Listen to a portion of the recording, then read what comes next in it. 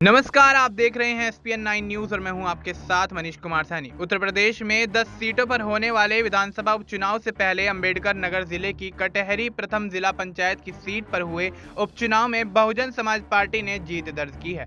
इस सीट पर हुए उपचुनाव में मतगणना के दौरान बसपा समर्थित प्रत्याशी दीपलता उर्फ डिंपल से शुरू से ही आगे रही और उन्हें जीत मिली। लोकसभा चुनाव 2024 में मिली हार के बाद बसपा सुप्रीमो मायावती के लिए यह जीत संजीवनी की तरह देखी जा रही है।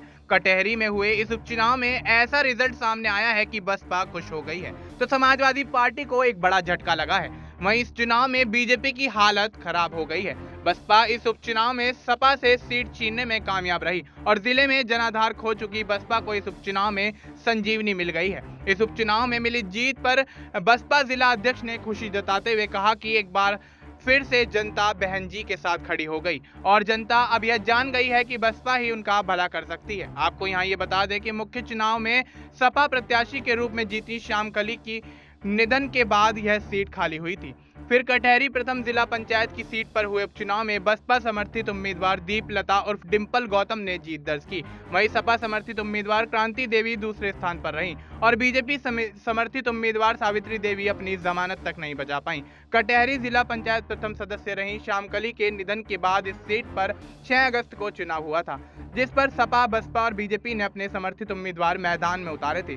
बुधवार को सुबह शुरू हुए इस मतगणना में बसपा समर्थित प्रत्याशी दीपलता और डिंपल शुरू से ही आगे रहीं और उन्हें जीत मिली। उन्होंने अपने निकटतम सपा समर्थित उम्मीदवार कांति देवी को 2639 वोट से हराया। बसपा के दीपलता उर्फ डिंपल को 5599 वोट मिले तो सपा की कांति देवी को 2960 जबकि बीजेपी की सावित्री देवी को 241 वोट मिले। अब देखना यह होगा कि जिस तरह से उपचुनाव का माहौल उत्तर प्रदेश में बनता हुआ नजर आ रहा है तो क्या बसपा अब जिला पंचायत के चुनाव के बाद इन उपचुनावों में भी बाजी मारती हुई नजर आएगी या फिर भारतीय जनता पार्टी जिस तरह सत्ता में बैठी है वही यहाँ पर कामयाब होती हुई नजर आएगी या फिर अखिलेश यादव की रणनीतियां अब यहाँ पर सफल होती हुई दिखाई देंगी। फिलहाल के लिए इतना ही। देश और दुनिया से जुड़ी तमाम जानकारी के लिए आप देखते रहिए एसपीएन 9 न्यूज।